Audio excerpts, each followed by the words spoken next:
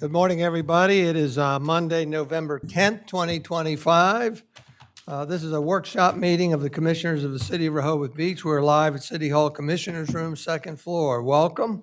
I'd like to call this meeting to order at exactly 9 o'clock a.m. Would you please rise and join me in the Pledge of Allegiance? I Pledge allegiance to the flag of the United States of America and to the republic for which it stands, one nation, under God, indivisible, with liberty and justice for all. I haven't done that since elementary school. Thank you. We'll start off with roll call. Commissioner Galante, Present. Commissioner Good, Present. Commissioner Saunders, Present. Commissioner Gossett, Here.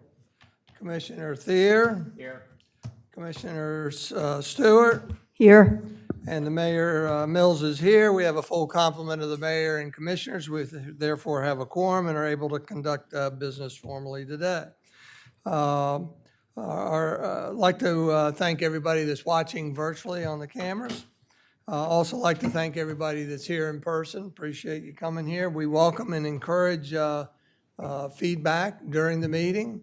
The rules for public engagement are at the bottom of the agenda. If you don't have agenda, there should be some immediately outside the door on the table. With that, I'd like to remind everybody that support documents, those are documents that support our individual agenda items. When they're ready sufficient time ahead of the meeting, they're embedded into the agenda so that you can access them and look at the same documents that we have up here. With that, we're going to start off with the presentation of Proclamation, recognizing Veterans Day, November 11th, 2025. I'm going to ask the Vice President, Patrick Gossett, to join me, and I'd like to have all those that have served in the armed forces to join me up here.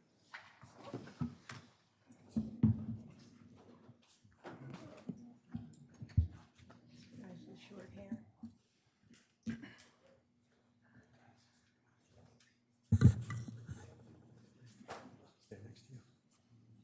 Wherever you like. You take your other side. You read. Yeah. Good. Snuggle up, everybody. Come on. Patrick and I are going to flank each end, so we're going to let you all squeeze in here. Are there any commissioners served? No?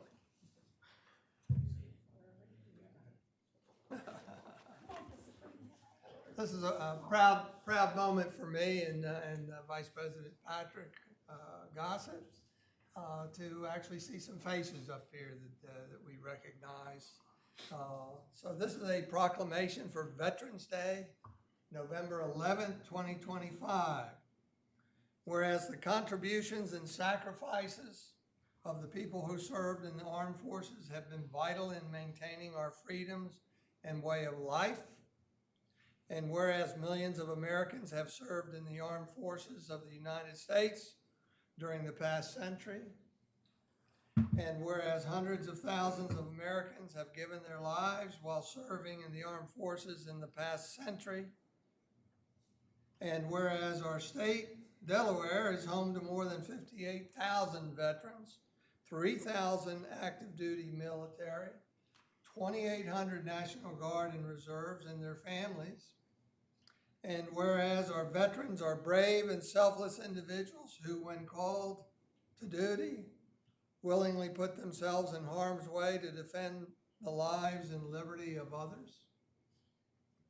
And whereas their abiding patriotism and enduring devotion to the ideals on which the United States is founded can never fail to inspire us.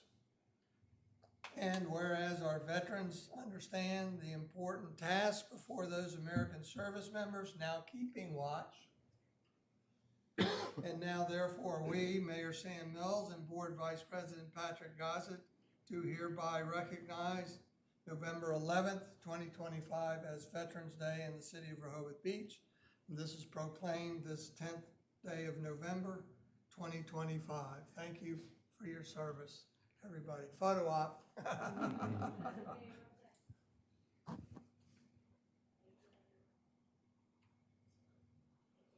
Thank you.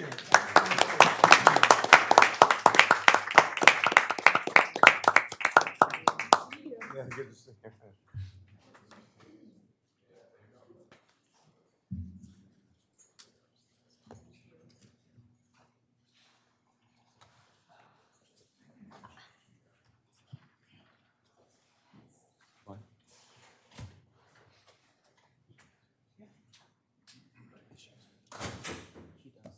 Now, if we all could think collectively for warm weather tomorrow during the ceremony at the bandstand, I'd appreciate it.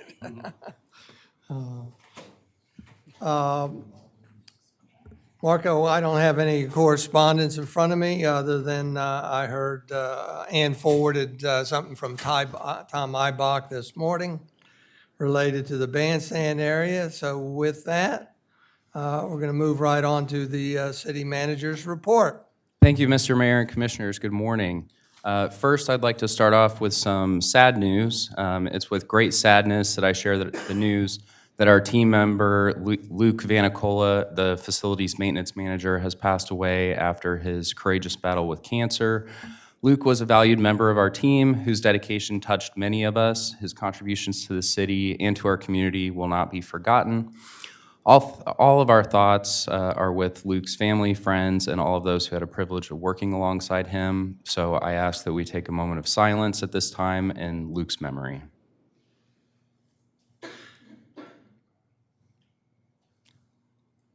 Thank you.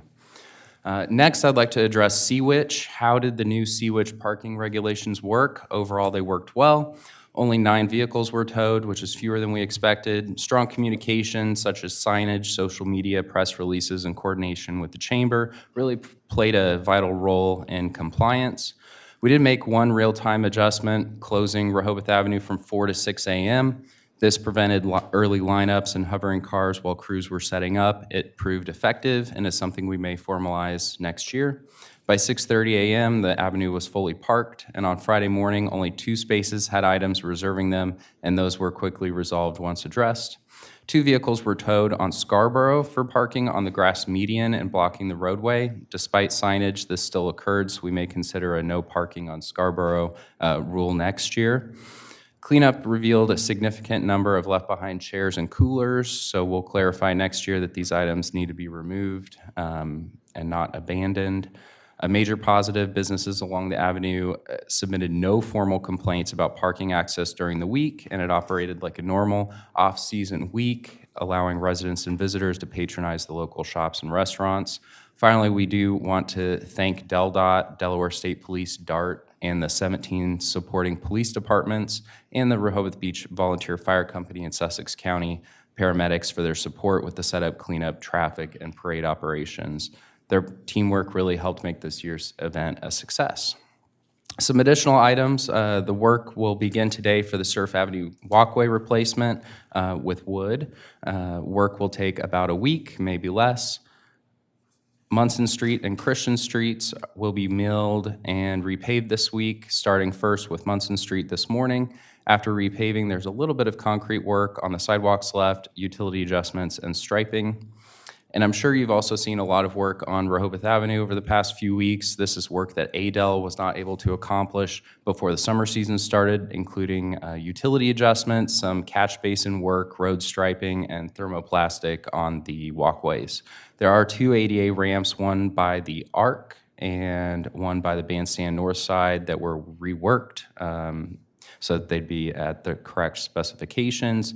They both should be reopened early this week, and none of that work cost the city any money. Our final bill from DelDOT was paid in fiscal year 25. So I'm here for any questions you may have. Thank you. Any questions of the commissioners? Mayor, Commissioner Good? I have an earnest request that ahead of the November 21st regular meeting, since we haven't gotten a cumulative expenditure on the pending or ongoing lawsuit about the city about yourself, and I'd like to get an update because the previous number I think was in the $199,000, almost $200,000 range, but a lot of legal fees have been spent by the city since that last number. And I also would like, so we don't drag this on, that the reasonable request by Commissioner Thier and myself, and I hope other colleagues have recently joined, that all the 7 of us convene to put together a counter-settlement offer to the June 5th, 2025 settlement terms set forth by the plaintiffs. Thank you. Anybody else? Yes, Commissioner, Mayor. Sewer? I'd like to respond to Commissioner Good. Since before the outset of this lawsuit, you signed a petition in support of Gaynor and Linehan's complaint to the Attorney General. You've been very vocal in that you want the city to lose this lawsuit. You wrote me an email before I was a commissioner telling me if I didn't support the lawsuit, then I was the problem. So in this upside-down Suzanne Good world, your team, your dear friends are running up the legal fees on the city for this frivolous lawsuit that is a vanity project for a bully. So I'm tired of hearing it. I'm sick of you not being called out. And please, save the passive-aggressive email in the ensuing days. I don't need it. All right, we'll move on. Next item here is City Solicitor's report. Thank you, Mayor. As you are all aware, Rehoboth, along with other public water systems, joined a class action lawsuit alleging that 3M and several other companies knowingly manufactured and/or sold products containing PFAS, despite being aware of the detrimental impact on the environment. In the last few months, we've received several payments, and we've just received another one, bringing the total received to approximately $1,303,000. It's expected that we will receive additional funds in 2026 and 2027. The funds are available to public water systems that have already identified PFAS in their water and for systems to cover the cost of testing and for remediation. Funds will also be available for public water systems in meeting the proposed federal standards. In addition, the city has entered into an interim agreement with the North Shores Board of Governors regarding wastewater services. If you recall, the city has been providing wastewater services pursuant to a contract going back to 1982, and while there may be an argument as to whether the contract expired, the city has been providing wastewater services to the residents of North Shores under the same terms and conditions. The one change in the interim agreement is that the quarterly management fee, a 50% surcharge, is reduced from 50% to 30%. This more accurately reflects the actual administrative fee upon the city. We are now in discussions with North Shores for a new long-term wastewater services agreement. Finally, at the direction of the Board of Commissioners, we've negotiated a 1-year lease extension for Snyder's Candy. Thank you. Any questions of the city solicitor, Commissioner Thier? PFAS, you mentioned 1.1 million to date. Any idea what we may ultimately end up getting in total? It's 1.3, but it's my understanding that this represents probably 75% of what we're going to get. Okay, great. Thank you.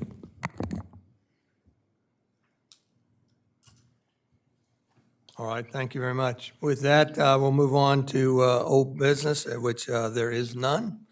Therefore, we'll move on to new business. New business is to discuss a schedule for temporary traffic closures at the Bandstand during the summer concert series. Evan will sponsor this topic. Thank you, Mayor. Good morning, Mayor, Commissioners, and members of the public. I'm here this morning to provide a presentation on our recommendation to, again, close the Bandstand during the summer concert series. I don't want to go into kind of the entire presentation over again, but I do think it's important only because I've heard, I guess, some misinformation going around about what the recommendation actually is. So I want to take a few minutes just to go back through that recommendation, certainly answer any questions you have. And there are also some photos in here which document a little bit of the concern that we have down there and the problem that we're trying to address. So a little bit of background. Again, we have the summer concert series, which runs Friday, Saturday, and Sunday during the summer season. This past year, we had 39 performances over roughly a 3-month time frame. And the performances at the bandstand begin at 8 p.m. So again, just Friday, Saturday, Sunday during the summer season over roughly a 3-month time frame. The issue itself is the concert attendance, or the challenge that we have. So concert attendees will fill not only the benches in the immediate vicinity of the bandstand, but they will also overflow into the travel lane and onto the sidewalks. This is for the entire bandstand area. So the next couple slides just show some of the photos of the challenges that we have down here, or down there. This is a photo taken, all these photos actually were taken by the bandstand director, Corey Grohl. This photo here is a photo taken from the sidewalk on the south side of Rehoboth Avenue. As you can see, there are spectators lined up along the sidewalk. They are completely filling in the travel lane here. Most of them are actually sitting in folding chairs in the travel lane. And then also just the, as I mentioned before, the benches adjacent to the bandstand are completely full as well. You can see in these photos as well, kind of scattered in here, that there are cars parked. So as either attendees or visitors go back to their vehicle, they want to leave mid-concert. The issue is that these vehicles are pulling through these pedestrians, going around the bandstand, ultimately to exit via Rehoboth Avenue. Next photo is taken from just behind the bandstand on the sidewalk. This shows the travel lane on the southbound side of, or eastbound side of Rehoboth Avenue. Again, you can see pedestrians are in the travel lane. They're also up on the sidewalk. This is roughly the same spot, travel lane, southbound side or eastbound side. You can see again kind of the parked cars scattered within the bandstand. And then this photo here is closer to the bandstand, same travel lane. Again, cars parked in the loading zone here within the area that the pedestrians are standing and observing. So to address the recommendation that we have, it specifically relates to the parking at the bandstand. So we did initiate these changes back in 2024 and 2025, and those changes were prohibiting parking at the bandstand beginning at 6 p.m. We allowed any of the existing cars that were there to empty, but we prevented new vehicles from entering. At 7 o'clock, that's when we began to issue tickets. And then I think most recently, we also started to tow vehicles just to completely remove them from that area. And then we designated turning lanes and then a shuttle pickup and drop off in front of the restroom. The photos on the right just show a little bit of the examples of what we've done temporarily. So we have the patrol cruiser stationed at the entrance and exit to the bandstand with some additional signage and cones mentioning that the bandstand is closed for parking. And then we also have the message board that displays, that notifies anybody prior to entering the bandstand area that it does close at 6 p.m. And again, that will run consistently. Next, I want to turn it over to the captain to talk about specifically the lane changes, some of the changes that we made to accommodate DART, and then Jolly Trolley, but then also the handicap drop-off, Uber, DoorDash, et cetera. So with that, I'll turn it over to Captain Riddle. Morning, Mr. Mayor, Commissioners, members of the public. Real quickly, to touch on the manner in which we close the bandstand. The goal for the closures, and I'm just going to skip to these pictures. I did take some real-time pictures of those are the messages that we put on the actual signboards that are stored on the hard drive of those signboards so that we have the accurate message that displays currently. From bandstand show to bandstand show or concert to concert, we switch back to the message that's at the top. So all summer long, that is the message that displaying that the bandstand will be closed to parking traffic Friday, Saturday, and Sunday, 6 p.m. to 10 p.m. So that message displays consistently over the summer. The only time that message comes off of the signboard, which the signboard, I'm sure many of you have already seen, sits right here. And you can see that all the way from the First Street traffic light. So when you come to the First Street traffic light, that signboard is visible for that entire block for motorists to take in that information before they park down at the bandstand. At 6 p.m., as the Assistant City Manager said, the bandstand closes to traffic. We try to keep that consistent, but that obviously depends on complaint load and things. So sometimes we hit that time mark. We may be a little late every now and then. But fairly consistently, we shut it down at 6 o'clock to traffic. That gives those cars 2 hours before the concert to empty out, and nobody new can park there. So that's a 2-hour time window for that to empty out, which obviously you can see doesn't always happen. At 7 o'clock, we do issue parking tickets to the vehicles remaining that didn't obey the sign that was displayed there. And then around 7:30-ish, we start to implement this traffic plan, which you can see up on the screen. Those orange dots closest to the bottom of the screen represents traffic cones. So we make 2 travel lanes using the white dotted line for vehicles eastbound on the avenue to go around and continue westbound. So there's no disturbance in traffic, still 2 lanes of flow. In addition to that, you can see, let me use the mouse here, this 1 lane that gets formed right here. We do take away these 4 spaces.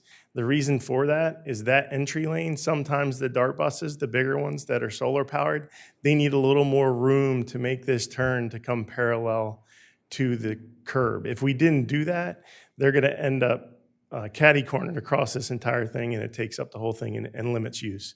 So the goal is to get the buses along this curb. It'll be DART and Jolly Trolley, sometimes switching one in front of the other, but they'll line up along this curb. And it leaves us not really a lane, almost 2, to work with other vehicles, people dropping off, like Uber Eats, people picking up food, or just people picking up food themselves. What we do is we try to park them right along these cones, tight to these cones. If the buses are on the curb, it actually gives us enough room to get a car all the way through if they want to drop off a handicapped family member or something like that. So that procedure's been working well. One thing I did leave out is at about 7:30, when we put this traffic pattern into place, we pull this signboard off of this curb, roll it down into the street, and position it right where that yellow square is. And it has the message at the bottom of the screen on it, where it tells traffic to stay left. It tells traffic that buses and pedestrians can drop off in that area. And the reason for that is if we didn't do that, you would have a lot of vehicles that pull up and stop right here on this inside lane and block traffic. Or they stop way down here to avoid us to let people out and block traffic. So the goal is to keep traffic moving while also establishing a drop-off area and a place for people like Uber Eats and people getting food to park and take care of their business. I believe that was, yep.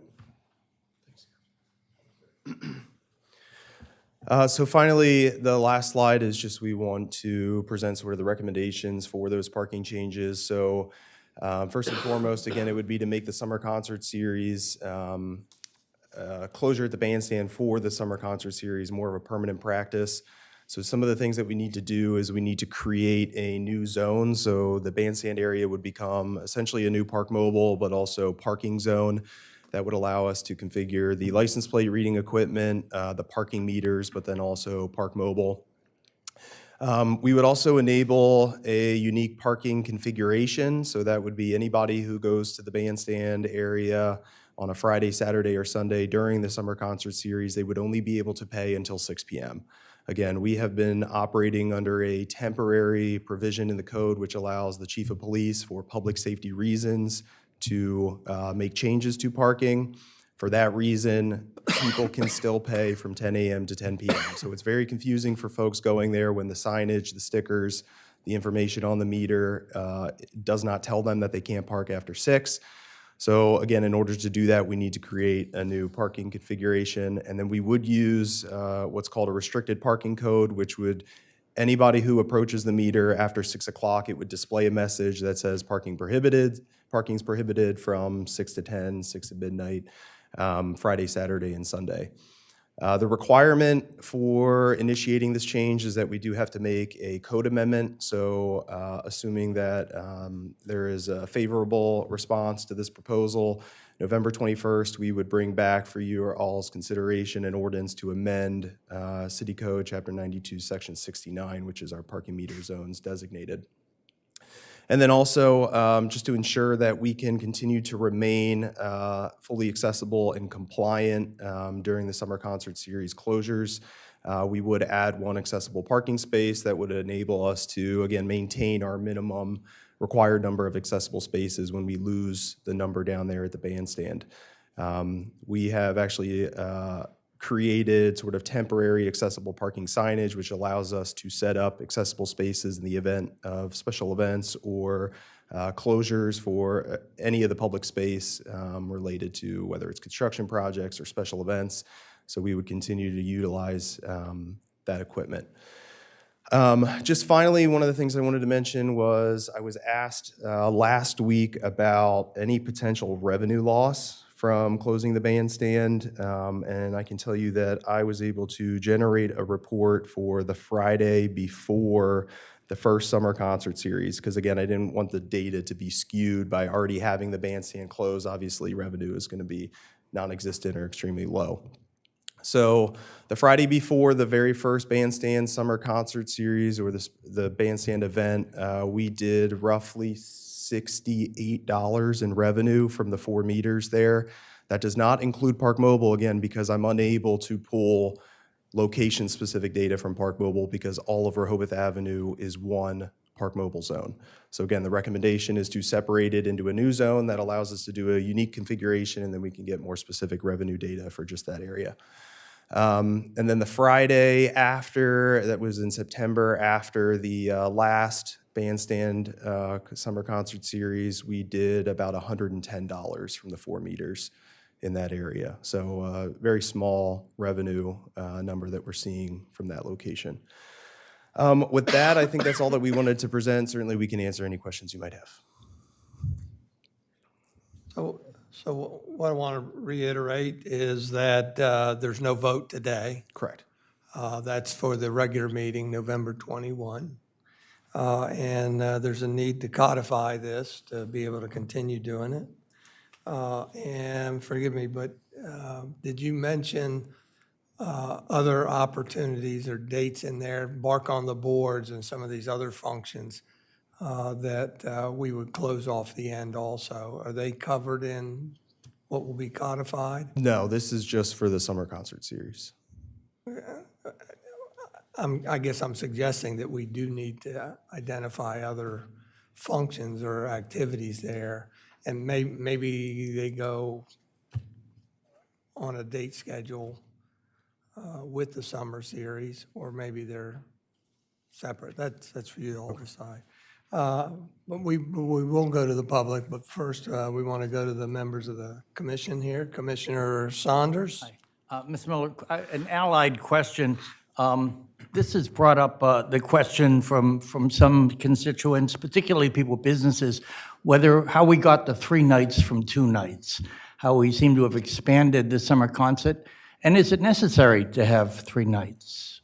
I'm not saying it is or isn't, I'm just throwing it out there. Do you have an opinion? It is a good question. I would prefer to defer to the bandstand director. So I could ask that he attend the regular meeting on the 21st, maybe to answer some questions about the concerts. Mayor, Commissioner Good. I appreciate Commissioner Saunders' query. Has the contract for summer 2026 already been signed? So it's sort of moot for another. They're usually, my understanding is that they're kind of on an individual basis depending on who's performing. And I do know that a lot of the bands or groups that we bring here are highly desirable. So they're usually competing with other locations, certainly around the same time of year. Again, I would have to defer to the director to answer that question, and I could ask that he come back. So perhaps on Friday the 21st, we could specifically learn, what percentage. Sure. It could be high, that we're already committed to. Sure. Thanks. Yeah, we'd be happy to put that together. Commissioner Stewart. Evan, I have a question. Are the fines in this new district the same as a standard parking fine? Because I think the system gets really gummed up if somebody ignores it and overstays, because then you got people seated there and they have to have to back them out and get them. Right. So might we consider higher fines for this specific district during these times? We absolutely could. The fine amount, I don't know off the top of my head, but I imagine it would be consistent with any other parking prohibited location. We do have later on the agenda the consideration of the schedule of fees and penalties, so that could be something that we talk about during that time. But yes, I can bring that fine amount And back. also maybe that they will not be able to exit. Right. I guess the last thing I want, and maybe this is for the business community, is there a way for the business community and and the city to support us, support local businesses, to highlight, buy your food while you're here, something to temper the impact, because I know this is a huge safety issue and liability issue for the city, and it needs to be addressed, but I'm also aware and compassionate toward people who lose revenue because of this. So might there be some joint effort to really highlight local businesses specifically that are impacted by this? Well, that's something that normally we would turn to the chamber or the Main Street to do, yeah.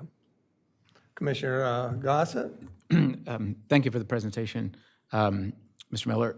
Just to confirm, this policy that we have implemented has been in place for the last 2 years, correct?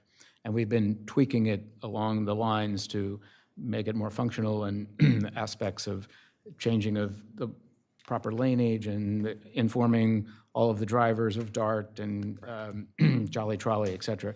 So I think when had a discussion last year, I guess, with the chamber, the one aspect that came forward out of that discussion that I gleaned from it was the action of consistency and the aspect that this would be instituted on a regular basis so that people become familiar with it and understanding, and they don't pull up and it's like, well, we're not doing it tonight because we did it last week, or this band is so much popular than the last one, et cetera. So the fact that we have been instituting this on a Friday, Saturday, and Sunday every weekend for the past 2 years, that's correct? Yes. Great. Thank you.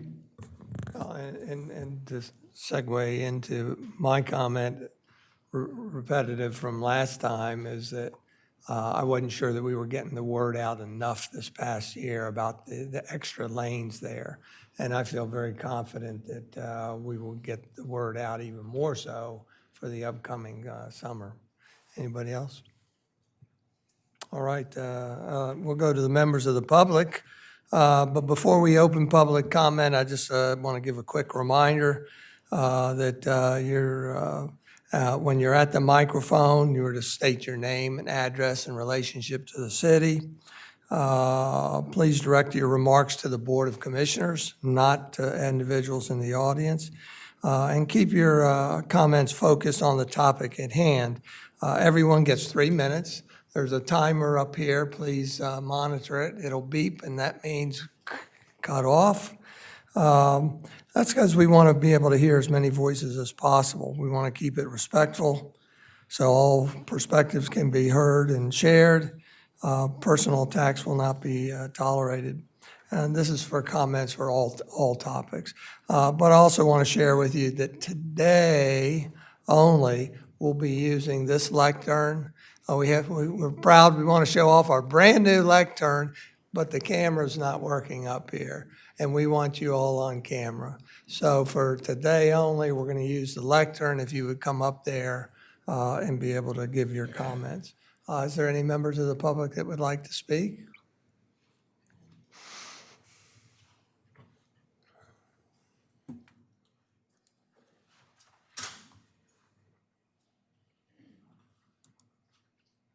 Carol Everhart, and I'm with the Rehoboth Beach, Dewey Beach Chamber of Commerce. I want to start by thanking you to give us the opportunity to speak today. And I will let you know that of all the issues that have come up, I received a very, very high number of calls on this. Not a few, not a dozen, way more than that. And the concern was they were not opposed to safety. I had no one that said they were opposed to making things safe. Their opposition was clearly against the bollards, if I'm saying that right. The bollards being across the entire width of the sidewalk. That was the number one. You understand, that's a future topic Oh, on the oh, agenda. I can't talk to that. The bollards. Okay, Yeah. all right, well then, let me back up. I did receive, So, I mean, stop the clock. So Okay. we're addressing the Friday, Saturday, Sunday closure of the Okay. traffic area. That's all for this topic. okay, so Friday, Saturday, and For Sunday, a little time. we good? Giving you a little more time. Yeah, the only comments that I really received on that was, do they have to be Friday, Saturday, and Sunday? Because in other close-by resort towns, one of the nights is midweek. If I put on my business hat, that might be a positive. So you're bringing people into town, into that area, midweek. So other local towns are doing Saturday and Sunday, but doing a midweek like a Wednesday night. I really didn't have the concerns, those were the main concerns about the Friday, Saturday, Sunday. You know, could they be perhaps not a Friday night, but or maybe not a Sunday night, but one midweek night? That was the main suggestion I got that was consistent, okay? Carol, before you leave, I want to make sure I understand your mention of Friday, Saturday, Sunday versus Wednesday, Saturday, Sunday. Is the expectation among those that are contacting you that if we went to a midweek for one series of concerts, that we would not be closing off the traffic for Wednesday? On that one night, yes. So you would have no activity on, let's say you picked, well, we're not going to do them on Sunday night. Okay. But instead, you're going to do one on a Wednesday night or a Thursday night, whatever it's going to be. The hope was that it would encourage more midweek visitation to downtown for the business hat, okay? And it would eliminate perhaps everybody trying to get there on the 3 days. I heard it several times. It wasn't something that came from the board. This came right from the business community. And so I checked to see if there were other nearby beach towns that were doing that, and there are. But again, I'm coming back to, let's say we went to Wednesday. My expectation, maybe the captain can clarify, my expectation would be the crowds are still going to be there. The traffic is still going to be closed off. So we're still going to net 3 days of the week that traffic is closed off at the boardwalk. That would be correct. Okay. Thank you.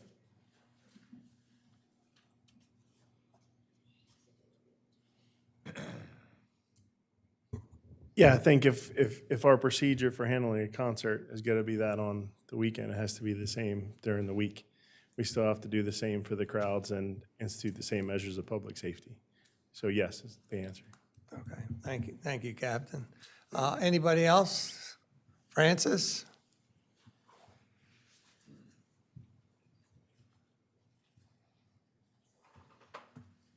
I have a handout for commissioners. Excuse me.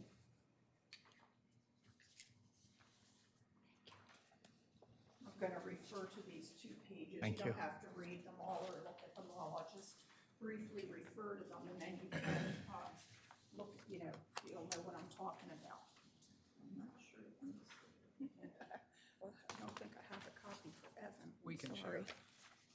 Give Evan, if you want, share. I'd be 11.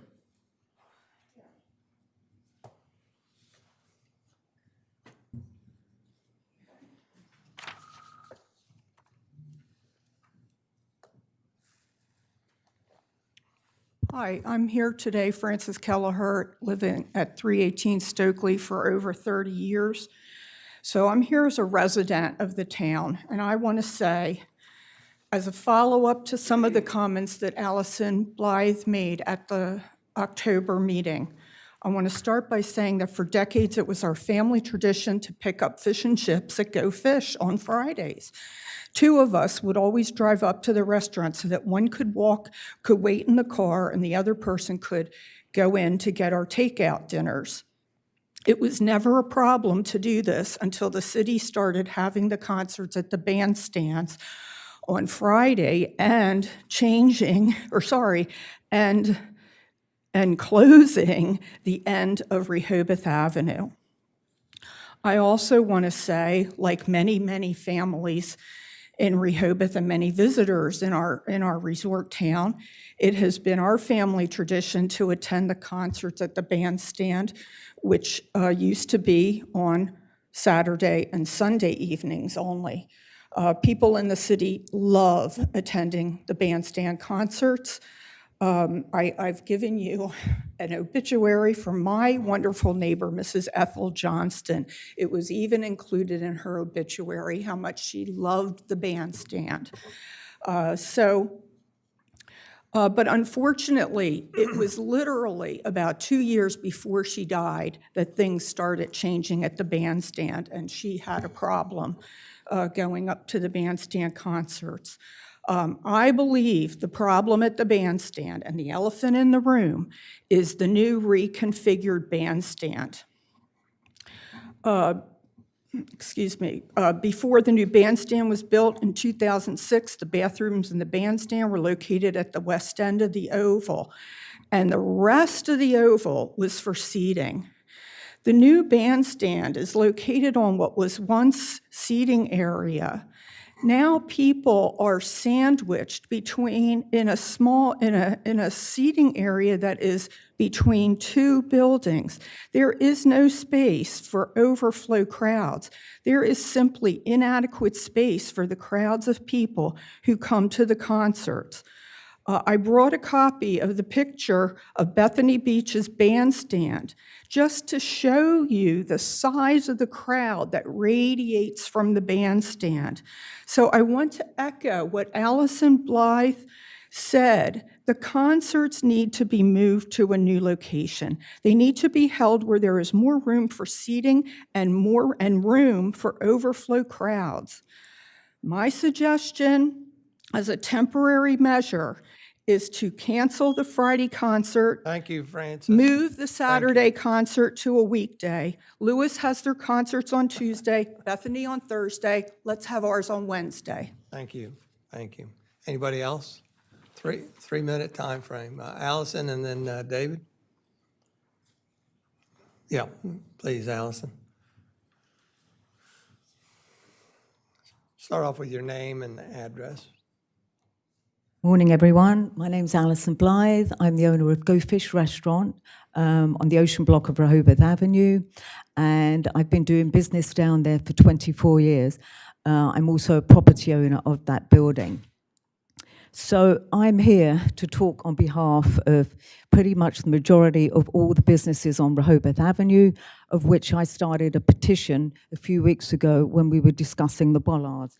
So I have an updated one here. Since you last saw it, there's been 6 more businesses added. This petition very politely asked, and I gave you guys the benefit of the doubt, that you were not aware of the impact on the businesses down there from the concert series and other events that go on down there. I was really hoping that we could sit down and talk about this, but no, a vote was cast. I wrote also to the city manager, I was recommended to drop him a line, which I did. I never even got a reply to my email from him, so that was disappointing. Anyway, the fact of the matter is, every Friday, Saturday, and Sunday, you close it off at 6. Basically, people are not going to risk it after 5 o'clock. So let's just wipe out Fridays, Saturdays, and Sundays for all of us in the season. Now, today, I'm probably going to be lucky to break even. And it's going to be this way until maybe April next year. I mean, we depend on Fridays, Saturdays, and Sundays to pay our bills, to pay our mortgages, to pay our people. I can't get staff to work on Fridays and Saturdays. I've been there for 25 years. It used to only be Saturday and Sunday. I tried to work with Chief Banks years ago. I called him and I said, hey, why are we blocking off at 6 o'clock? This was years ago. He said, all right, can you work with 7? I said, yes, I can work with 7. And we rolled along like that for years. But I will say the concerts are getting better in quality, and there's an accident waiting to happen down there. I really feel for the benefit of the businesses, at least one of those nights needs to be removed. Why are we having 3 nights? Move it to the convention center, charge for it. And by the way, the revenue on the parking, you throw out $68 and $100 and some dollars. I'm not a mathematician, but I sat there and calculated Friday, Saturday, and Sunday, let's say 5 p.m., or actually I did at 6 p.m., and that's without any overlap with somebody paying, leaving, and then somebody else coming to park. It's just shy of $50,000. Now, I can tell you this, my restaurant is dead on Fridays, Saturdays, and Sundays, and it's not a couple of $100 I'm quibbling about every night. It's a couple of thousand. And that's why I'm here, and I'm really angry. We need to work on this. A decision should not be made today, and I appreciate that, but there needs to be a business impact study, something. But we need to work on this together. It's just totally not fair. These businesses, it's a revolving door of businesses down there because they can't make it. Thank you, Allison. There's more I need to say, but I'll just respect the time. Thank you. Thank you. David?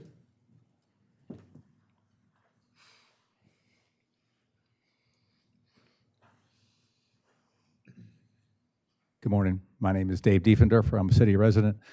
So I do hear the businesses. It's a problem if they're really losing that much revenue. I think we need to think about a plan. But I will say that if the people are sitting in the streets like we are, you have got to close this off. It's a terrorist. It's one terrorist away from mowing down 30, 40, or 100 people, and we can't have that. The concert series is fabulous. It brings a lot of people into town, but it's a major safety issue. So I agree with blocking that off and the traffic that we've done, the way we're controlling the traffic. The police department has done a fabulous job. They're controlling everything. They're on it, and they're doing a great job. Before we instituted the parking restrictions down there, believe it or not, it was 2 or 3 years ago, I was out there with Corey directing traffic out so they were backing cars out. And Commissioner Thier was there when we were doing that. I have no business doing that, but people were backing out and almost running people over. So we got to come up with something. So I would just say that it's a great idea to maybe work with the businesses. I could get along with a Wednesday also. I'd suggest you bring in Corey like we talked about. But this does not mean that I know anything any more than anyone else. But I'm a certified anti-terrorist officer. I got that degree with SEAL Team 18 in Norfolk, and we were taught to look at this kind of stuff. And I saw this a couple of years ago, and it's just a major accident waiting to happen. So I appreciate everybody's concern, and I know together we can all figure out a way to make this happen. Thank you. Thank you, David. Anybody else? Yes, ma'am. Come ahead.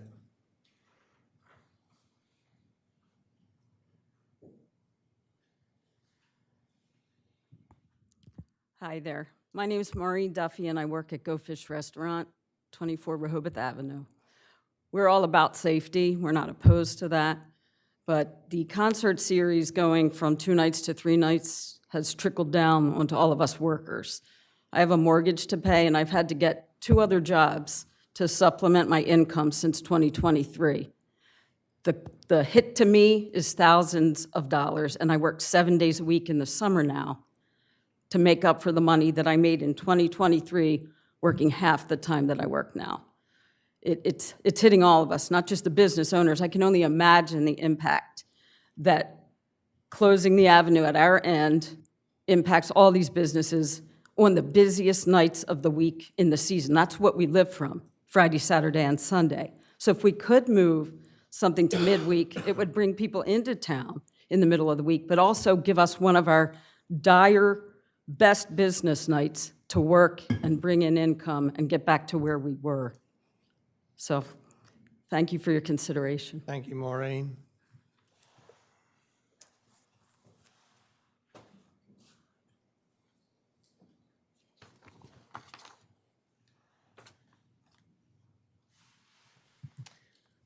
Good morning. My name is Andrea Senturk. My husband and I, Tony, have been at 22 Rehoboth Avenue for 33 years.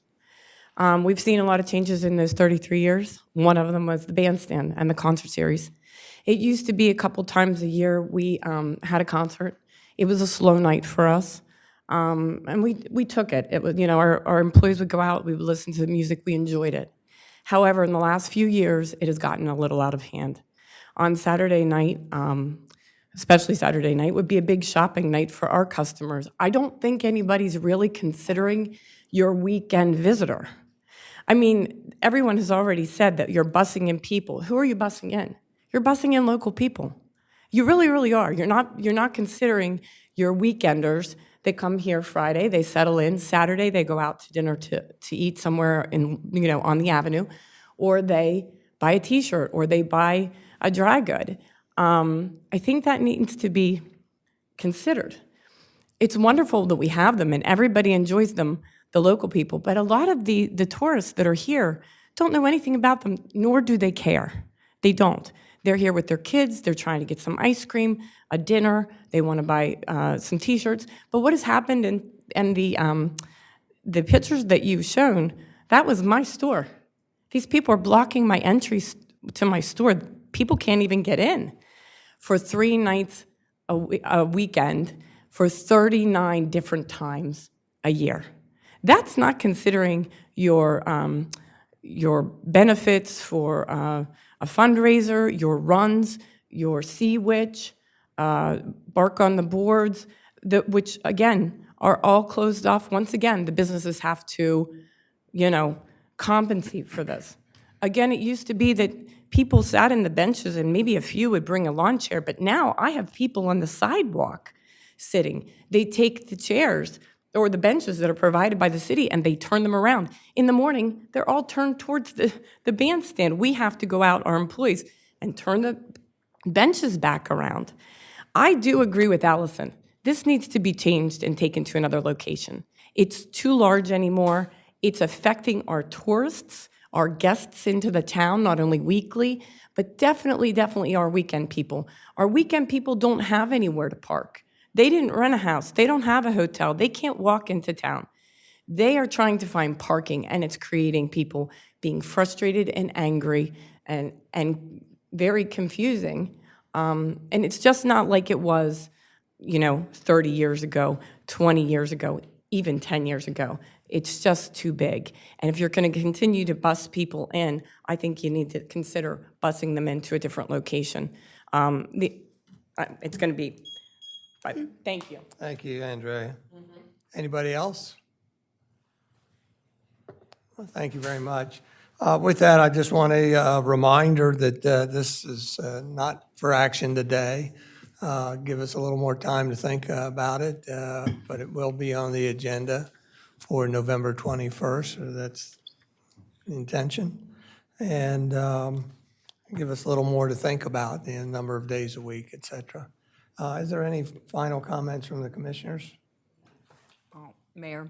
Commissioner Good? Yeah, I had an open mind about this topic, and I really appreciate the business owners, and I absolutely empathize with their plight on this. There also was abysmal outreach by the city's administration to the business owners up and down there. Many of them have told me they never saw anyone from the city warn them about what was coming, about to go down. And so this is unacceptable, but, this is how we roll here. It seems, I've experienced a near dictatorship. I recently, Commissioner Stewart blasted me in a way that I made accusations that I think are completely unfounded. So there are a lot of problems. I also was shocked to hear those de minimis figures about the parking. There's no way. I mean, we'd hope to gosh that most Cape Henlopen High School graduates could do a back of the envelope calculation. But the money is not the most critical piece. And we have a lot to consider at that location. I personally am not yet convinced that Rehoboth Beach is some high-value target that, terrorists or drunk teenagers will end up, Then you're off topic. Okay, but in any case, I think we need to have a lot of serious consideration and due diligence. And those businesses, it is true, it does seem counterintuitive that all three of the most of the most crowded nights in the summer season are given over to the concerts. I mean, I know how crowded they are. My husband and I basically wander down there about 8:15, 8:30 and simply stand and enjoy a few of the songs and then, walk the boards and I see that people are like reserving chairs. Sometimes I'm down there around 6:30. It's sort of out of control, and they are making it difficult for potential customers to access the front of the storefronts. It's out of control. So I'm really happy that we're considering this more fully. Suzanne, you test the limits of our civility policy. With that, is there any other comments? If not, we're going to go to the next item. Thank you, everybody, for being here. The next item is to discuss amendments to Chapter 171, Housing Standards of the Municipal Code of the City of Rehoboth Beach. I think you're going to give us some background on it. You're going to tell us about the process for being able to make edits or amendments to it, et cetera. So it's in your hands. Okay. Well, good morning, Mayor, Commissioners, and the public. Today I'm presenting the proposed revisions to our Chapter 171 Housing Standards. This chapter hasn't been comprehensively updated in many years, even though other parts of our city code, like our property maintenance section and our adopted building codes, have been modernized. The purpose of this revision isn't to change the city's approach to housing regulation, but to make sure Chapter 171 accurately reflects how we already manage housing maintenance and rental oversight in Rehoboth Beach. In short, this is about consistency and clarity and removing internal code conflicts. These updates, and I have just the major adjustments here, which I think are the main points that if people wanted to read while I'm talking, they could, are practical and reasonable. Over time, parts of the Chapter 171 either repeated what's already found in other codes or conflicted with more current standards. For instance, the old version contained a seasonal heating exemption that no longer fits with our international building, residential, or property maintenance codes, which already require every dwelling and dwelling unit to have safe permanent heating. That exemption has now been removed. We also deleted outdated and undefined terms like resort residential structure and seasonal rental. Those terms aren't used anywhere in our licensing or zoning code, and we're creating confusion. What we have now is a cleaner, more consistent chapter that matches how the city enforces housing and rental standards today. Some of the key improvements, the building inspector is now clearly identified as the enforcing official, not the city manager, which matches how Building and Licensing Department operates in practice. The Public Works Department is authorized to assist in emergencies, such as shutting off utilities to prevent hazards to health or safety. And the hardship and appeals process has been rewritten to mirror the Delaware State Housing Code. This allows for flexibility when practical difficulties arise, but still prioritizes public health and safety. Finally, Chapter 171 now references our Chapter 208, property maintenance, so both codes work together rather than overlap. These updates ensure that all of our housing, maintenance, and construction standards work together in harmony. This Chapter 171 will now complement both Chapters 208 and all of our adopted building codes in Chapter 102, giving staff and property owners one consistent framework to follow. It also brings us into full alignment with the Delaware State Housing Code, which is a necessary step for the state's equivalency review. For the recommendation to the board this morning, at this stage, staff is asking that the Board of Commissioners maybe not approve, but reach a consensus to the draft revisions as presented. This isn't a vote to adopt the ordinance today. It simply allows staff to submit the draft to the Delaware State Housing Authority for review under Title 31. Once the state confirms that the draft meets or exceeds their standards, the final version will come back before this board for formal adoption. And this is a practical housekeeping step that strengthens internal consistency, ensures that our housing code aligns with state and building code requirements. In summary, this update doesn't add new regulations. It just clarifies what already exists, removes outdated language, and ensures that all parts of our housing code work together logically and effectively. It's a careful, well-reasoned step forward for both staff and the public. Thank you for your time, and I'm happy to take any questions. Any questions? Yeah, Mayor, if I could. Commissioner Thayer? I guess for Ms. Ogden, you're comfortable with this? Yes, sir, I am. Sorry, I'll use my microphone. I just want to make sure I'm following it. We have been using Section 31. I may have this slightly wrong. We've been using Section 31. We're going to continue to use Section 31, right, of the State Housing Code. We will, correct, we will continue to use Title 31 of the State Housing Code. Okay. And it appears that in the previous code, and again, this is probably more my layperson terms than it is any sort of technical housing code terms. In our section of 171-1, it seems that we went into a little more detail probably than what was in the state housing code, and you're kind of removing that. I don't say you're kind of, but you're removing that and really just now referring to the state housing code. We, I believe the ordinance, and let me get to the red line here. This is primarily what's in our code as it exists today.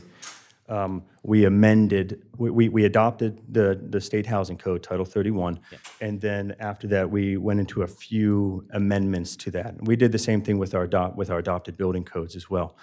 But for this one, we amended our heating to, instead of being 68 degrees, we went to 65 degrees, but then we further added a second amendment and created these terms of residential resort rental or seasonal rental, which we don't have in our code.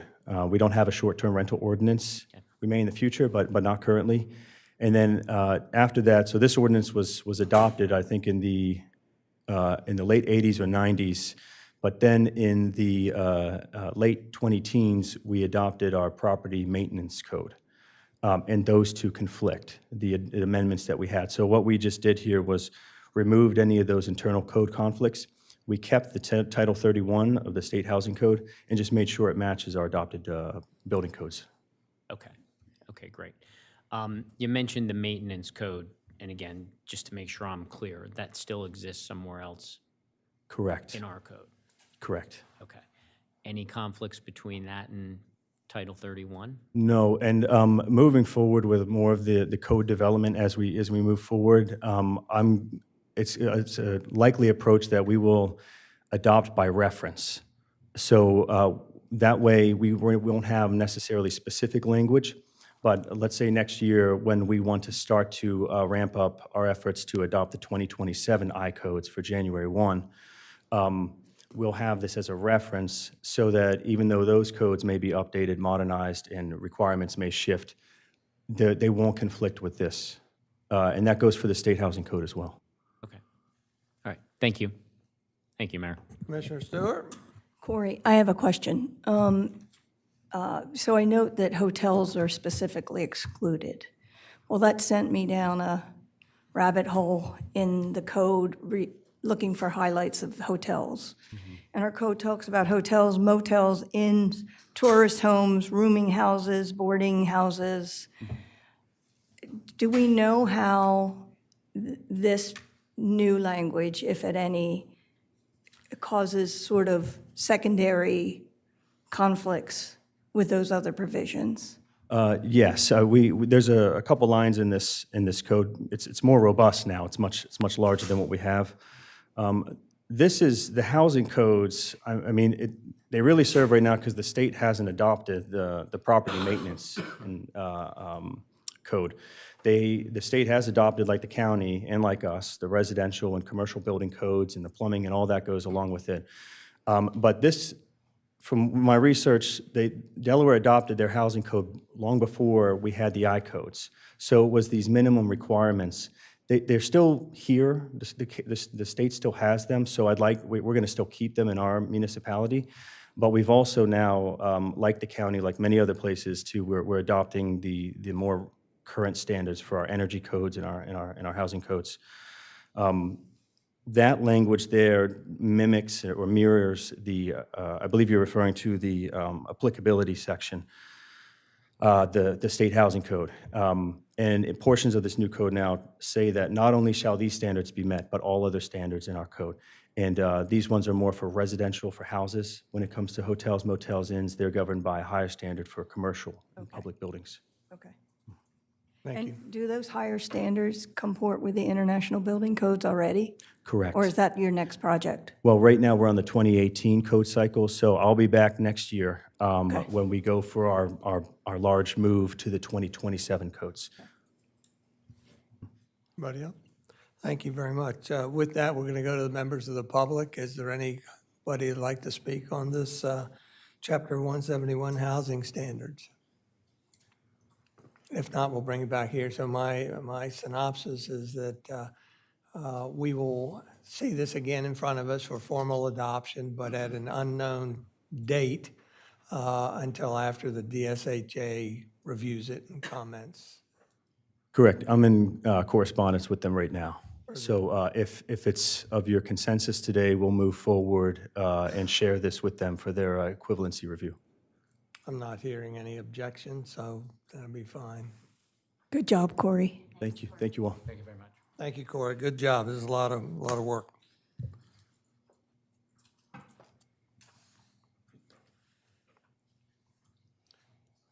Next item of business is new business 9C.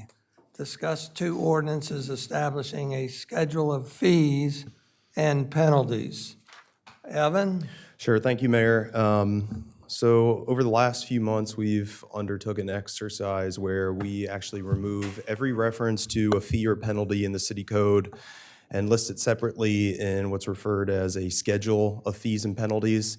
The reason that we're doing this, or recommending that this be done, is so that annually, as part of the budget process, but also during certain other times throughout the year, the mayor and commissioners can review the schedule of fees and penalties, and then if you'd like to propose any changes to those fees and penalties, you can do so via resolution. So the two ordinances that are included in the agenda support documents, one removes any reference to a fee and in its place puts in language that refers to the schedule of fees and penalties. And then the second ordinance is removing any reference to a penalty, and again refers to the separate schedule of fees and penalties. So I'll just pull up the support document, the schedule, just to show you what it looks like. So again, in our city code, there's a lot of text, a lot of detail in there, and in each section it references a specific fine or fee or penalty amount, so it can sometimes be difficult to identify those fees and penalties because it's embedded into the code itself. So what we're proposing is to, again, remove any reference to a fee or penalty and instead refer to the schedule. And essentially what the schedule is it's just a table. The table has the code section, so the reference, if you wanted to go back and view the section of code that it relates to, you could do so. It provides a general subject. So in this case, you can see there's court costs or security fees or return checks. And then it lists the fee, if it's a fee, or the penalty, if it's a penalty. We just think this is an easier approach to reviewing the fees and penalties in the city code and then proposing any amendments to those fees and penalties. Again, doing it via resolution instead of by ordinance. At this time, we're not proposing any changes to fees and penalties. That can be something that we discuss at a future meeting. Again, all we're proposing right now is to adopt this separate schedule of fees and penalties by supporting the two ordinances. So this is not for vote or consideration today. We would bring this back November 21st for your consideration, and I can answer any questions you might have. Commissioners? Commissioner Stewart? I just have a quick comment. There's an inconsistency, and it's minutia, but it says shall be as established or just as established in okay. different paragraphs. It should be consistent. Okay. I think it's a great job. Mark? Commissioner Saunders? Can we then assume that the new schedule will be reviewed like on an annual? Correct. Or a semi-annual basis where we could see if anything there needs adjustment? Or to the alternative, just have a cost of living increase automatically in there? Right. At 3% a year or something along those lines? Exactly. Yeah, we were thinking that at least annually, again, as part of the budget process, it could be just a support document that's included in each of the budget meetings, again, just for your reference. But certainly, if we wanted to take a look at it more frequently than annually, we could do that as we're discussing, certain amendments to city code and whether an increase or decrease is appropriate. Thank you. Yeah. Commissioner Gossett? Thank you, Mayor. Just, Evan, I really appreciate all the work that you've put into this. It's something that I've been working towards for over 3 years now to get this established. Just for reference of aspects, there are 294 mentions in our code of either fees or penalties. And it's just nearly impossible to keep up with that when they're all spread out through the entire code.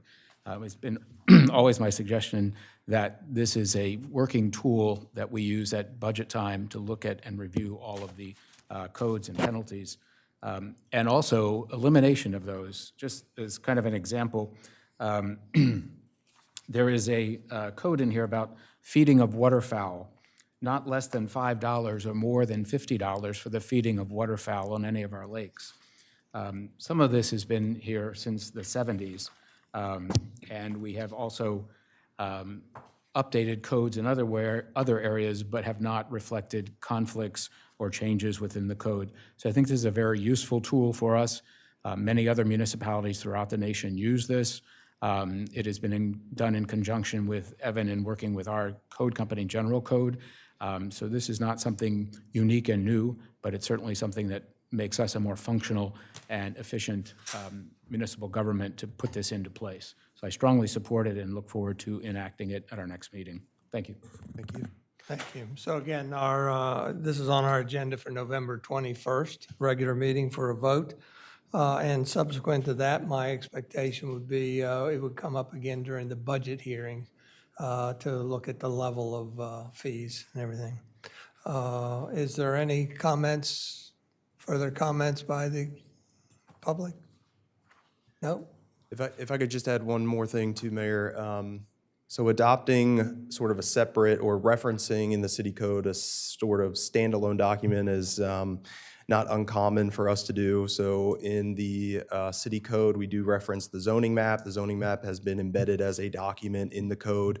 When we went through the wireless communication facilities ordinance, we have a design manual, which is referenced in the code, but it's not embedded in the code. So we actually do provide a link to that document in the code itself. So we would look to do the same thing here with the schedule of fees and penalties, as we would be able to directly embed in the code a link to this document so it's easily accessible to anybody that would like to view it. Thank you. Thank you, Evan. It took a lot. There was 100 pages there edited. Appreciate it. With that, we're going to move on to new business 9D, review processes for implementing new advisory committees and new task forces, including but not limited to review of process for vetting of potential future agenda topics. The committee handbook was created many years ago, and several years ago we inserted into the committee handbook the need to vet potential future committee agenda topics through the Board of Commissioners. And then in the last 2 years, during discussions of committee structures, we've emphasized the need to vet potential future committee agenda topics through the Board of Commissioners. Similarly, the intent of this discussion today is to seek input from the commissioners on what they want to know about a proposed potential future agenda topic so the commissioners can make a determination on how to handle that topic. Some options are articulated and embedded in the agenda item report for conclusions. Let's see. Possible reactions from the commissioners to requests to review potential future agenda topics for committees is I just made 5 bullets here, 6 bullets. They could take on the topic for their own. We could do that. We could authorize the committee to pursue it with or without offering comments or questions. So we could authorize it. After review, we might decide to withhold authorization to proceed to reduce the frequency of submissions, by example.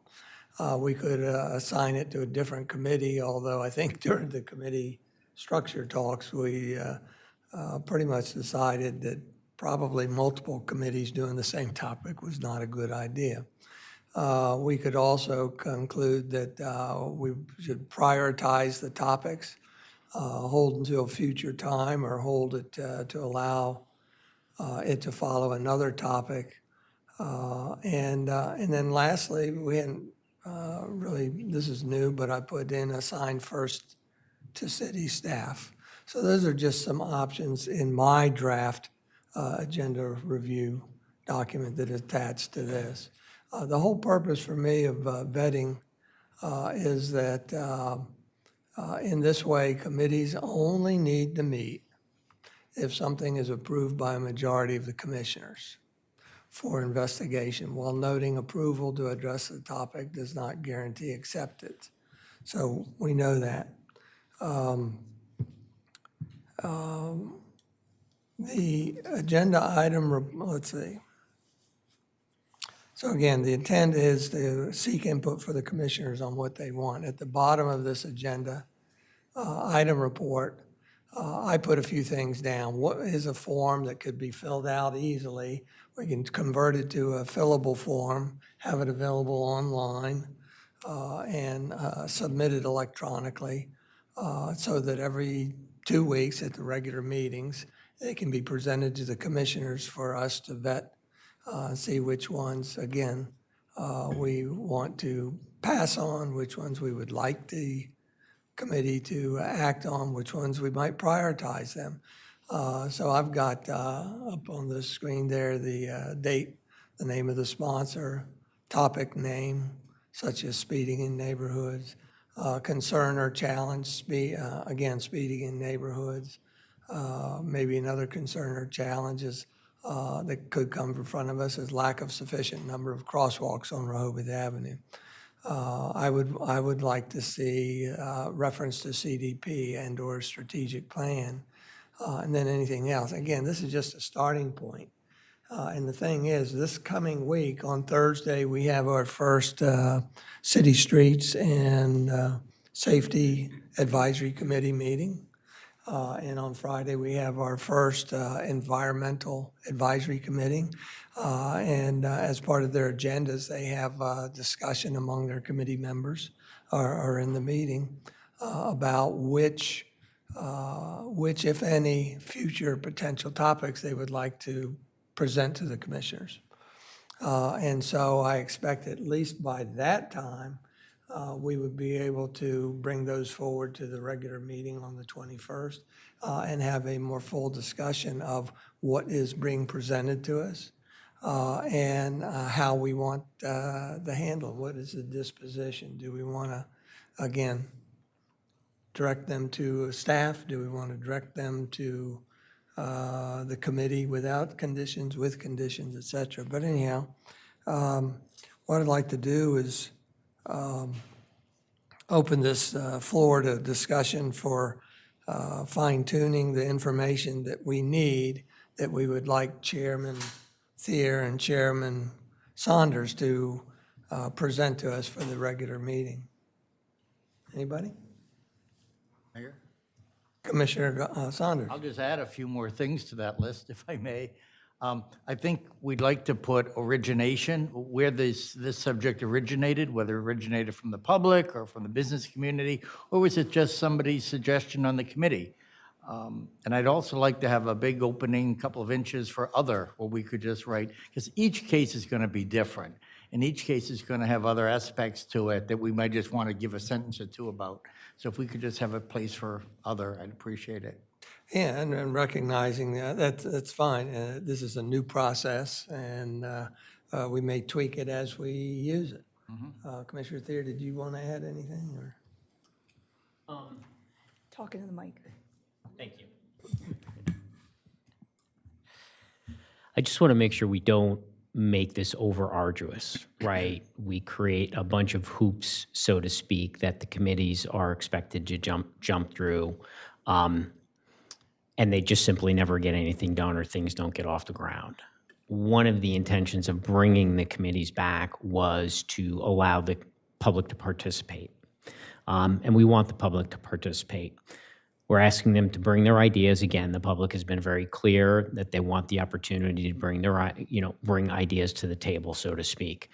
So the committees, and again, I trust Commissioner Saunders, implicitly here, we have to manage those committees during those early discussions on topics, right? The introduction of topic, the initial discussion on what that topic it is, and maybe any initial discovery that, may need to occur.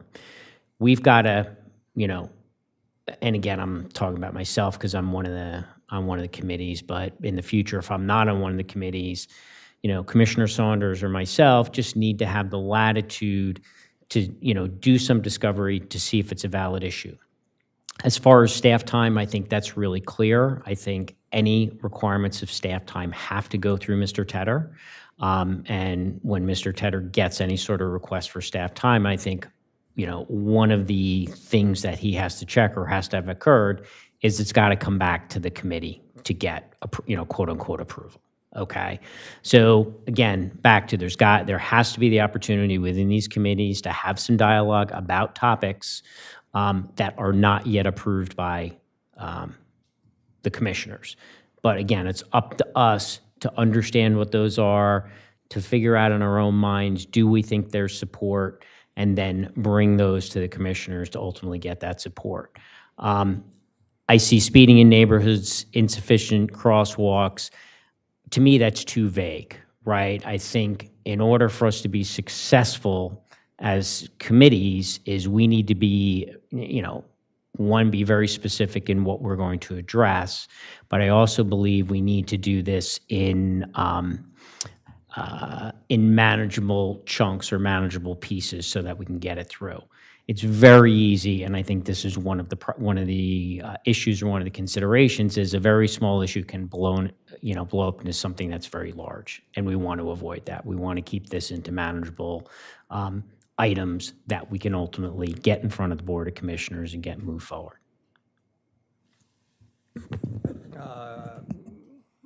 Not sure I agree with all that, but I understand your point. Is there anybody else that wants to come? Susan? I share Commissioner Thier's concern about sort of the whole benefit of having the committees is to get a window into what the public and business community wants. And I am concerned that it's going to bog down at this level. And I wonder if, I guess I'm asking the question, could this not just be handled through monthly committee reports to this body where we could give input and give feedback? And, I think that's a much less arduous task hoops to jump through, but. Mayor, if I could, please. Yeah, I think that's a great suggestion by Commissioner Stewart. At every workshop meeting, maybe we just need to add an agenda item in every workshop meeting where Commissioner Saunders and I are going to provide an update. If there's no update, we don't have to provide anything. But again, I think that's another opportunity for us to communicate to everyone, whether it's something that's been approved, it's something that's been approved, we can give it an update on it. If it's something that's in that identification discovery stage, we can bring that up. And at that point, if there's clearly no support, it can immediately get dropped.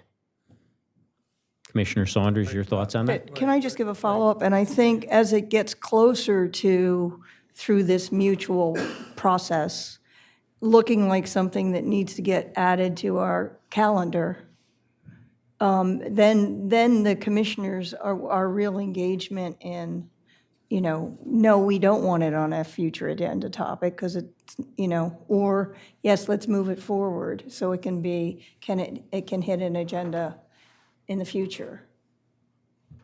Commissioner Saunders? I just want to say if we have this discussion again in 6 months, I think we'll have a whole lot more to give. I think right now we're walking in new ground. So we're going to do the best we can, and we'll come back to you as soon as we see that we need to do something differently. Try that. I'm pretty black and white. It says we should vet it, and I agree with that. I understand, I guess how I'm interpreting you is that you want to have your committee give a little more thought to it than delve deeper into it so you can have a more detailed report for the commissioners. So, Mayor? Commissioner Gossett? Yes, thank you. I've always had trouble with the committee structure because sometimes it just becomes personal issues that pay forward and carry on and on and on, and they will kind of die from some aspects. In 3 or 4 years, the same topic will come up again, and with no new data, what have you. My thought on this is that I think that we over the past couple of years, we have used the agenda item report very successfully. So the form that you lay out here, I think, is a good baseline, but I would like to see if we could have the addition of adding a purpose / rationale or background, much as we do with the agenda item report, so that the crux of the issue is really defined and more specific. As Commissioner Thier had mentioned, sometimes these blow up into many more aspects, so that trying to lay this in one specific item to be dealt with and be more specific other than, speeding here or something of that nature. And if that purpose clause or background clause needs to be flushed out further by the committee in a meeting to present then to the mayor and commissioners for, if you will, approval or next steps or whatever, I think that would be a better step, so we have a clear understanding of what the issue is and steps forward to possibly resolve this. The committee can also at that time reflect on, has this issue been brought up in the last decade or two, and what results have been that? And if needs have changed in, stronger crowds, more traffic, whatever, affected this problem differently than it did 5 or 6 years ago can be addressed. But I really would like to be able to have succinctly in text form the issue, the background, the purpose or resolution of or rationale of why this subject is before the mayor and commissioners. And as Commissioner Thier had mentioned, that we could bring this up on a committee report on a monthly basis. I also would ask that once a topic is approved by the mayor and commissioners for further action by the committees, that we instill a timeline for an update. I don't know what that would be, 30, 60, 90, 120 days, but sometimes this just kind of floats into the ether after a while, and people become busy or, with vacations and being away from the community for the winter, what have you. So a timely update, just that this topic is still working, not come to resolution or something of that nature, but I think that needs to be a part of either the form or the instructions or rules and regs to guideline this. Thank you. All right, thank you. Commissioner Saunders? What Patrick's suggestion was, I would even go a step further and say monthly. It takes us 5 seconds, 10 seconds to report on. Keep in mind, we don't expect to be operating on more than 5 or 6 subjects at a time. Even that is a handful.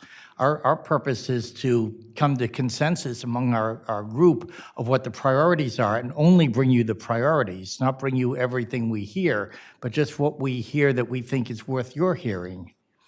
And so I doubt if we'd have more than 4 or 5, at the most 6 subjects, being juggled at one time. So it should be no problem at all to present regular monthly reports on those. Mayor? I had one other item in there, and that's just to clarify that distinguish between a task force and a committee. We mentioned in here over and over again that the committees are to have their potential future agenda topics vetted by the commissioners. And that is not applicable to the task force. I just wanted to remind everybody, because the task force has been given their assignment and voted in and approved with their mission statement. So their mission statement is they're going to do their thing, whatever they need to do to accomplish that. And yes, they would be coming in and give you reports and everything regularly, but they would not be seeking BOC permission to pursue a particular line. Is there anybody else? Mayor? Commissioner Good? Yeah, I'm concerned we may get bogged down and we have an opportunity, I believe, I call it the archives. I've seen in the past a listing of priorities by, this is past boards of commissioners, and some of their, some of the topics they wanted to address, for instance, starting with e-bikes, when that became sort of a nascent, thing. These e-bikes seem to weigh at least 4 times more than a traditional bicycle. So I don't know if anyone else would concur that we should have Mr. Tedder, with the help of staff, go back and look at some of the previous lists. And they mostly had to do with the usual suspects: safety, bicycles, speed limit. I mean, we had one constituent who wanted to make the speed limit 15 miles per hour throughout the town. Whether that's realistic or not, who knows? But, it isn't too efficient for people who are, trying to go somewhere, I guess. But, so I don't know whether anyone else, I just recall over the past 6 to 8 years, there have been rankings done, and they were never really, no one ever addressed why the committees wouldn't then start with those topics. Like, it seems to be completely random, as someone stated, what a particular commissioner or committee member is focused on. So that would be my request, to give us some background before we just start from scratch, which I fear is about to happen. Thank you. And that would be in the hands of the new chairs. May I answer that? Commissioner? Just, we're not actually starting from scratch at all. Both committees have members of the former committees on them. And the first thing I think that myself and I expect Commissioner Thayer are going to do is ask them to share with us how they left it off. And if there's anything, that was left undone that should be reconsidered. So just let you know that Reassuring to hear. we're not starting from Thank you. scratch. Mayor, Commissioner Gossett? if I may, that was my purpose of adding the respect aspect of a background statement, that this has been dealt with before, and things have changed. Again, factors of traffic, additional people coming to town, what have you, but there are issues that impact the subject matter differently now than it did 3, 5, 10 years ago. So things change, and we need to react to that. right. That would be my aspect for requiring or requesting that a background statement be a part of the submission. Gotcha. Are there any members of the public like to contribute? See, no, nobody shaking it. So again, this is in the hands of the two chairs. We wish you well on your first meetings later this week. Let's see, next item is future agenda topics. We have embedded in the agenda the evergreen calendar.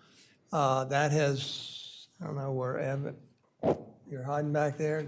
Evan, the updates were really just moving some things from one date to another for accuracy and everything. And then future agenda topics. Is anybody, it's been updated, actually. It's been, Evan, if you would explain your updates. Sure, we've just added a couple columns. So there's a column added for the date that the topic was added to the future agenda topics list. So the first future agenda topics list was created for the October 6th meeting, so a lot of those topics were added at that time. We have the proposed meeting day column, which just remains the same as before. A brief description of the agenda item. We tried to provide a little bit more detail without going into too much. There was a column added for budget impact. Sometimes it can be a little bit difficult to identify a possible budget impact, but in cases where a number is available, we've put that in there, and then we've retained the sponsor. In terms of priority, sort of our default is going to be anything that is on the next proposed meeting date is a top priority for us. So obviously anything on the agenda for November 21st immediately raises to the top of the list for a top priority. But certainly if there are other items that come up where it's a top priority, but the meeting date doesn't specify that, you know, we can add more context there. But so we did add some additional information per a request at one of the last meetings. So. Mayor, if I may, thank you very much for adding the column, the date added. I appreciate it. It helps us to balance workload. But also, one upcoming agenda item for Friday, November 21st, the fifth line down, Sussex Street rezoning request. I know we'll be obviously discussing that, but I believe we had a step-by-step process established when we last discussed Rehoboth Auto. And I think it would be beneficial not only for reminders to individuals that participated in that zoning request, but our new commissioners to have a knowledge of how a zoning request step-by-step process takes place so that we can prepare for that. And I believe that that does exist.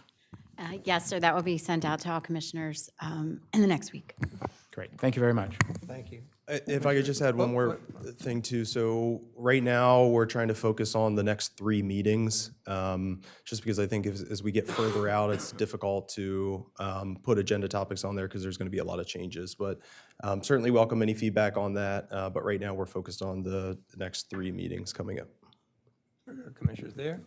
Yeah, so as I think others, Commissioner Gossett said, I do appreciate you adding the columns, expanding the agenda item, giving some more description, as well as adding the budget impact. I do have some specific questions about from where we were to where we are today, but I won't ask those now.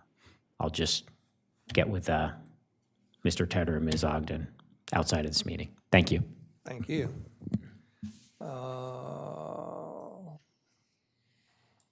Sorry, Mayor, one other comment.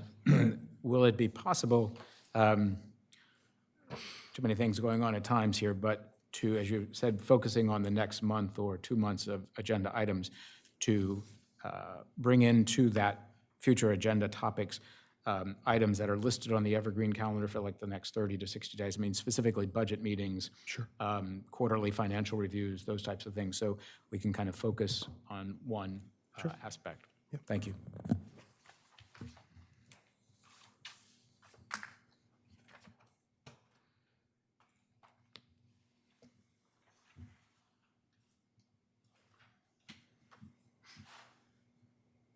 All righty, review future meeting dates. We keep mentioning November 21st, 2 o'clock is our regular meeting. With that, we have citizen comment. This is the opportunity to have 3 minutes to make a comment off topic. Is there anybody that wants to share anything? If not, then we'll go to commissioner announcements and comments. Anybody?